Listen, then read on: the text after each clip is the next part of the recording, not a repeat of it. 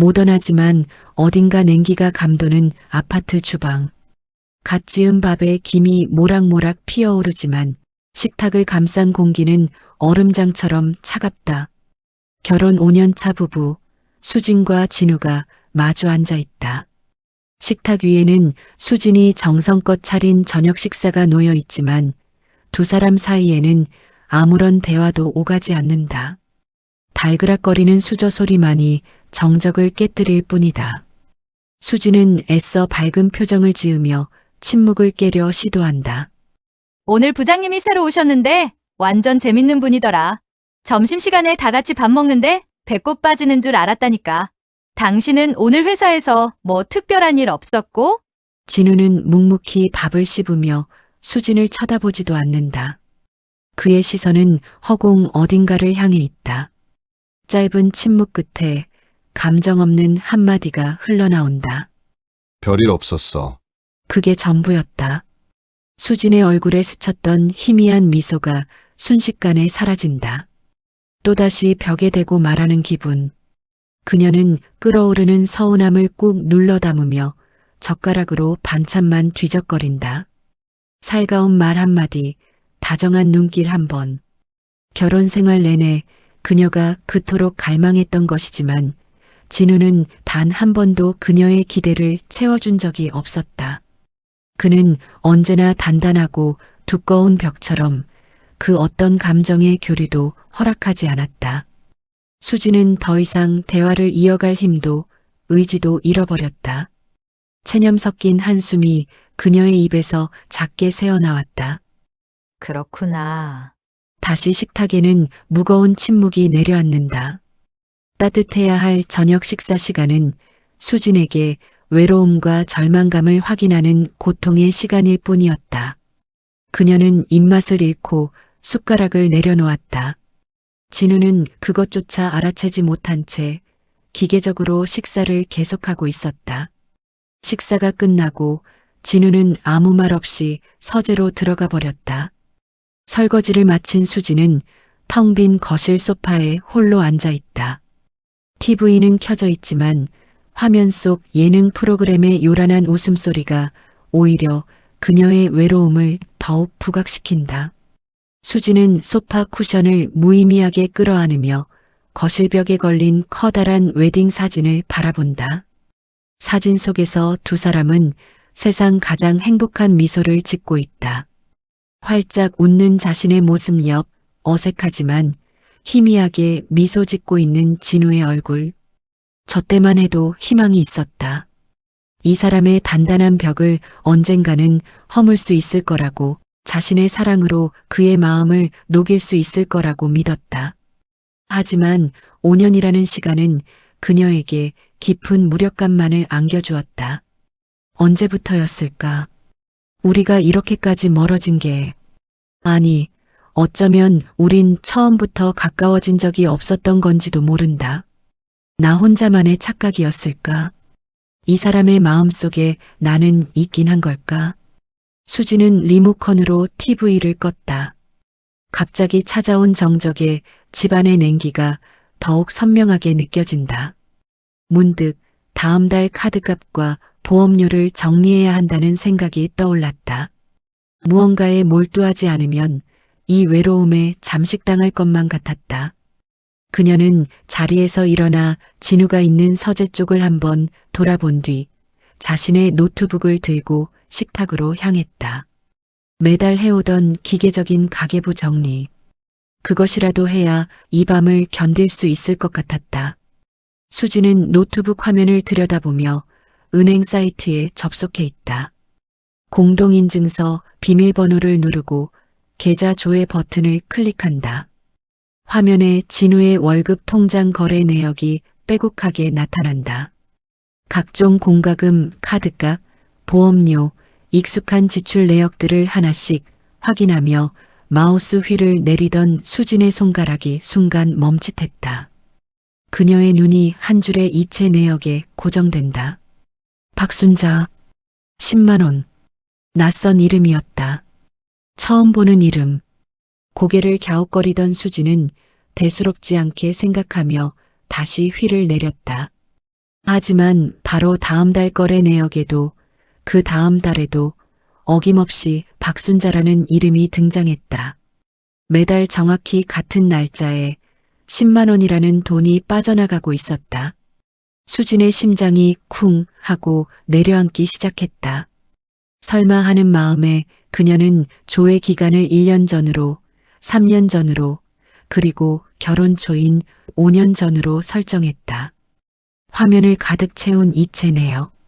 5년 전 그들이 결혼한 바로 다음 달부터 지금까지 단 한 달도 빠짐없이 매달 10만 원씩 박순자에게로. 박순자, 누구지? 시어머니 성함도 아니고, 우리 친정 엄마 이름도 아닌데. 5년 동안 매달 단 한 번도 빠짐없이. 수진의 머릿속이 하얗게 비어버리는 것 같았다. 작은 돈이었다. 하지만 5년이라는 시간의 무게는 결코 가볍지 않았다. 온갖 끔찍한 상상들이 꼬리에 꼬리를 물고 그녀의 머릿속을 헤집기 시작했다. 숨겨둔 여자? 아니면 혹시 혼의 자식이라도 있는 걸까? 그래서 매달 양육비를 보내고 있었던 걸까? 진우의 무뚝뚝하고 차가웠던 행동들이 배신이라는 이름 아래 하나둘씩 퍼즐처럼 맞춰지는 끔찍한 기분이었다. 수지는 떨리는 손으로 마우스를 꽉 쥐었다. 화면 속 박순자라는 세 글자가 비수처럼 그녀의 심장에 박혔다. 수지는 잠들지 못한 채 어둠 속에서 눈을 뜨고 있다. 옆에는 아무것도 모른 채 깊이 잠든 진우의 얼굴이 있다. 규칙적인 숨소리를 내며 잠든 남편. 하지만 이제 그의 얼굴은 수진에게 더없이 낯설게만 느껴진다. 사랑하는 남편이 아니라 5년 동안 자신을 완벽하게 속여온 파렴치한 배신자의 얼굴. 수진은 조용히 몸을 일으켜 앉아 그의 얼굴을 내려다보았다. 당장이라도 멱살을 잡고 소리치고 싶었다. 박순자가 누구냐고, 5년 동안 나를 어떻게 감쪽같이 속일 수 있었냐고 따지고 싶었다. 하지만 입술이 떨어지지 않았다. 진실을 마주할 용기가 없었다. 만약 내 상상이 사실이라면 이 겨운, 이 가정을 어떻게 해야 하는 걸까? 당신 대체 어떤 사람이야? 내가 사랑했던 당신은 대체 누구였던 거지? 그 차가운 표정 뒤에 그런 추악한 비밀을 숨기고 있었던 거야? 그래서 나한테 따뜻한 말 한마디 건넬 여유조차 없었던 거니? 눈물이 뺨을 타고 베개 위로 뚝뚝 떨어졌다. 배신감에 온몸이 부들부들 떨려왔다. 이대로 무너질 수는 없었다. 이렇게 바보처럼 당하고만 있을 수는 없었다. 수지는 눈물을 닦아내며 결심했다. 증거도 없이 그를 추궁해봤자 능숙하게 거짓말을 하며 빠져나갈 게 뻔했다. 먼저 내 눈으로 직접 확인해야 한다. 이체 내역에 찍혀있던 주소. 그곳에 가서 박순자라는 여자가 대체 누구인지, 내 남편과 어떤 관계인지 알아내야만 했다. 그녀는 어둠 속에서 조용히 휴대폰을 들어 그 주소를 검색하기 시작했다. 화면에 뜬 주소는 서울에서 한참 떨어진 낯선 시골 마을이었다. 수진의 차가 한적한 국도를 달리고 있다. 익숙한 도시의 풍경은 사라지고 창밖으로는 온통 푸른 농과 밭, 나지막한 산들이 스쳐 지나간다. 회사에는 급한 일이 생겼다고 거짓말을 하고 나왔다. 내비게이션은 목적지가 얼마 남지 않았음을 알리고 있다. 수지는 마른 침을 삼키며 핸들을 쥔 손에 힘을 주었다. 심장이 터질 것처럼 세차게 뛰었다. 밤새 머릿속으로 수백 번이나 시뮬레이션을 돌렸다. 젊고 아름다운 여자가 문을 열고 나오는 상상. 아이의 손을 잡고 있는 여자의 모습. 그 여자가 자신을 보고 어떤 표정을 지을까? 진우와 자신을 번갈아 보며 비웃지는 않을까? 가서 뭘 어떻게 해야 하지? 문을 열고 나오는 여자에게 뭐라고 말을 꺼내야 할까? 당신, 내 남편이랑 무슨 사이냐고. 이 돈은 뭐냐고. 그렇게 소리라도 질러야 하나? 차 안 라디오에서는 감미로운 사랑 노래가 흘러나오고 있었다. 평소 같았으면 따라 흥얼거렸을 노래 가사가 오늘따라 역겹게만 들린다. 수지는 신경질적으로 라디오를 꺼버렸다. 차 안에는 엔진 소리와 그녀의 거친 숨소리만이 가득 찼다. 점점 좁아지는 시골길로 접어들자 긴장감은 극에 달했다. 잠시 후 목적지 부근입니다. 내비게이션의 기계적인 안내 음성이 그녀의 심장을 더욱 조여왔다. 이제 곧 5년간의 기만과 배신의 진실을 마주하게 될 것이다. 내비게이션이 안내를 종료한 곳은 금방이라도 쓰러질 듯한 낡은 흙집 앞이었다. 수지는 차 안에서 한동안 멍하니 그 집을 바라보았다. 그녀가 상상했던 세련된 전원주택이나 아담한 빌라와는 거리가 멀어도 한참 멀었다. 녹슨 양철 대문, 군데군데 벗겨진 흙벽, 힘없이 주저앉은 담벼락. 사람이 살고 있는 집이라고는 믿기 어려울 정도의 폐가였다. 남편의 숨겨진 여자가 이런 곳에 살고 있다고? 상상과 너무나 다른 풍경에 수지는 혼란스러웠다. 어쩌면 주소가 잘못된 것일지도 모른다. 하지만 이체 내역에 찍힌 주소는 분명 이곳이었다. 수지는 차에서 내려 삐걱거리는 대문 앞에 섰다. 심호흡을 한번 하고 조심스럽게 대문을 밀었다. 하고 귀에 거슬리는 소리를 내며 문이 열렸다. 마당에는 잡초가 무성했고 한쪽에는 낡은 장독대 몇 개가 놓여 있었다. 인기척은 느껴지지 않았다. 수지는 마당을 가로질러 낡은 나무 현관문 앞에 섰다. 차마 문을 두드릴 용기가 나지 않아 한참을 망설였다.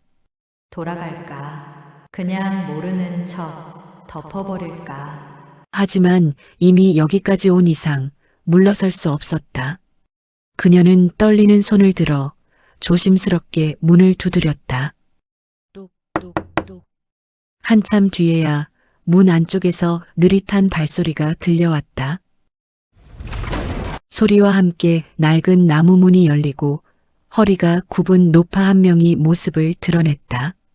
깊게 팬 주름, 희끗희끗한 머리카락. 수진이 상상했던 젊고 예쁜 여자와는 전혀 다른 모습이었다. 노파는 잔뜩 경계하는 눈빛으로 낯선 방문객인 수진을 위아래로 훑어보았다. 누구시오?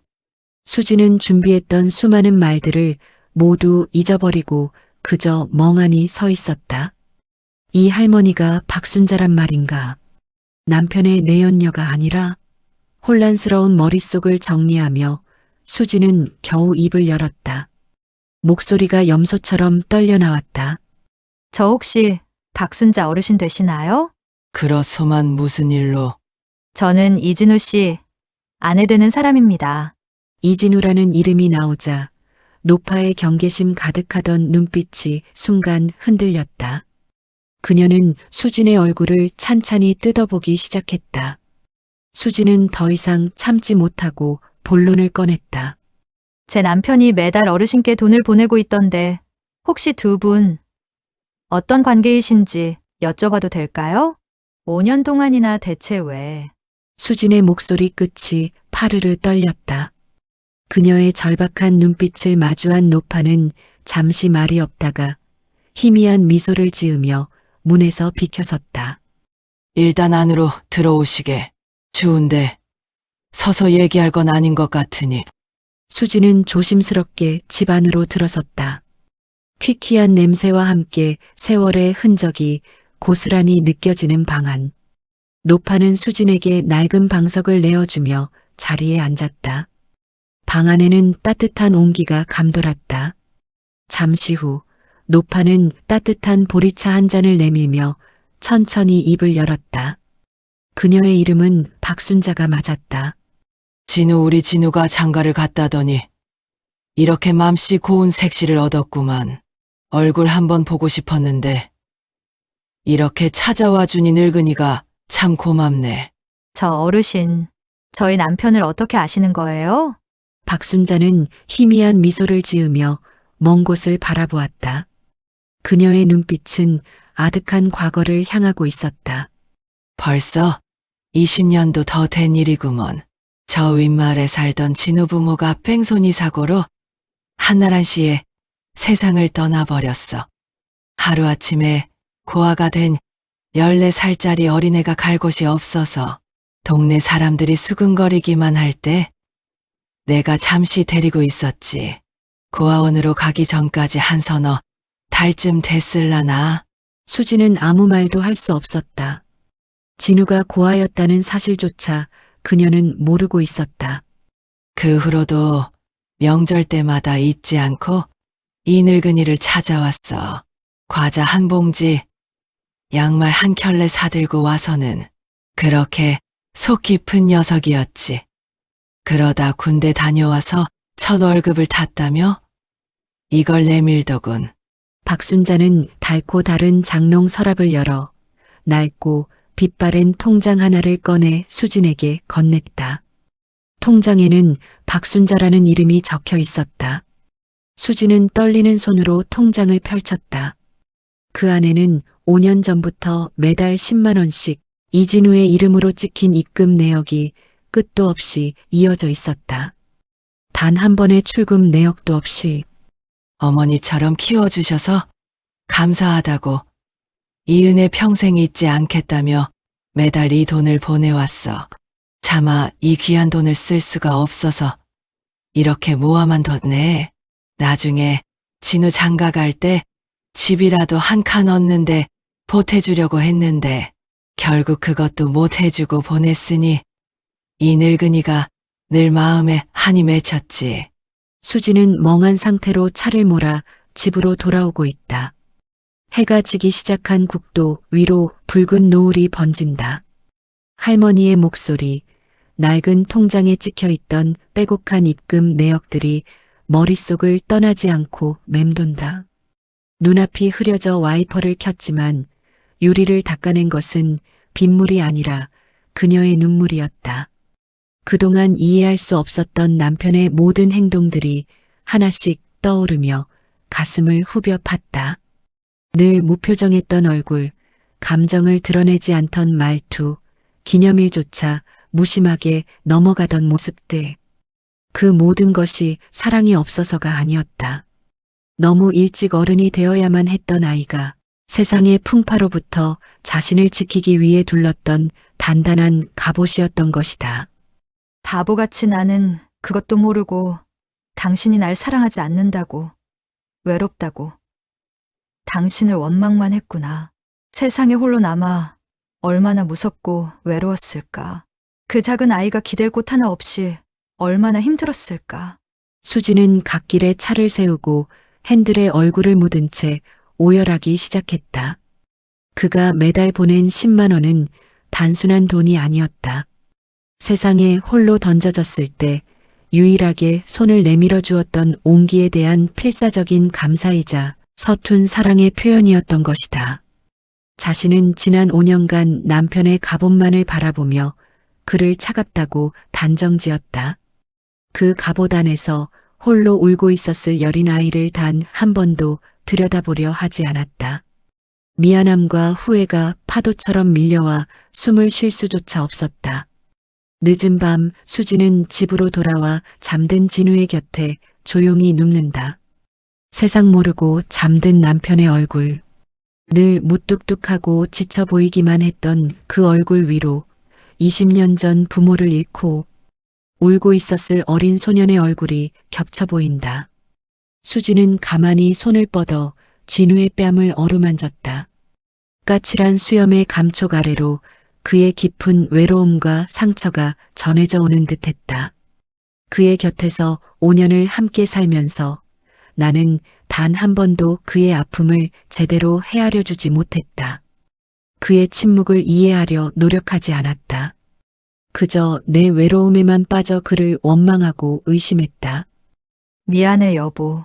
정말 미안해. 당신이 얼마나 아팠을지. 얼마나 힘들었을지 아무것도 몰라서 미안해. 이제 내가 당신의 유일한 온기가 되어줄게. 당신의 단단한 갑옷을 천천히 내가 다 벗겨줄게. 수지는 소리내어 울 수 없었다. 잠든 남편이 깰까봐 입술을 깨물며 흐느낌을 삼켰다. 그녀의 뜨거운 눈물이 진우의 뺨 위로 툭 하고 떨어졌다.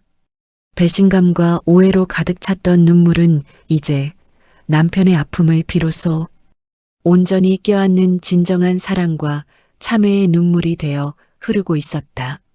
수지는 잠든 진우의 손을 자신의 두 손으로 꼭 잡았다. 그 온기를 느끼며 그녀는 조용히 다짐했다. 이제부터가 진짜 시작이라고. 그의 상처를 보듬고 그의 세상의 유일한 가족이자 안식처가 되어주겠다고. 어둠이 내린 침실, 두 사람의 맞잡은 손 위로 고요한 달빛이 부서져 내리고 있었다. 에필로그 남겨진 이야기. 수진이 꽉 잡은 진우의 손 위로 고요한 달빛이 부서져 내립니다. 5년간의 침묵이 빚어낸 오해와 외로움, 그리고 그 차가운 침묵 뒤에 숨겨져 있던 뜨거운 진심과 상처. 이 세상 모든 관계에는 보이지 않는 수많은 이야기가 숨겨져 있습니다. 우리가 겉으로 보는 모습이 전부가 아닐 수도 있습니다. 진우 씨의 갑옷 뒤에 가려져 있던 외로운 소년의 마음처럼 말입니다. 수진 씨와 진우 씨의 이야기는 이제 진정한 가족이 되는 진짜 시작을 알리고 있습니다. 수진 씨가 남편의 상처를 치유하고 두 사람이 서로의 유일한 안식처가 되어가는 그 따뜻한 여정, 여러분도 함께 지켜봐 주시겠어요? 여러분의 삶에도 혹시 깊은 침묵 속에 숨겨진 이야기가 있지는 않으신가요? 가슴 벅찬 감동과 깊은 통찰을 주는 시니어들의 진짜 인생 이야기, 저희 시니어 살롱에서 따뜻한 위로와 공감을 전해드립니다. 구독 버튼을 눌러주시면 수진 씨와 진우 씨처럼 우리 주변의 평범하지만 특별한 이야기들을 놓치지 않고 만나보실 수 있습니다. 좋아요는 저희 시니어 살롱에게 큰 힘이 됩니다. 이 이야기가 마음에 와닿으셨다면 따뜻한 응원 부탁드립니다. 알림 설정을 해두시면 외롭고 힘든 밤 여러분의 마음을 어루만져줄 새로운 이야기가 도착했을 때 바로 확인하실 수 있습니다. 시니어 살롱은 여러분의 진정한 인생 멘토이자 감성 충전소가 되어드릴 것입니다. 감사합니다.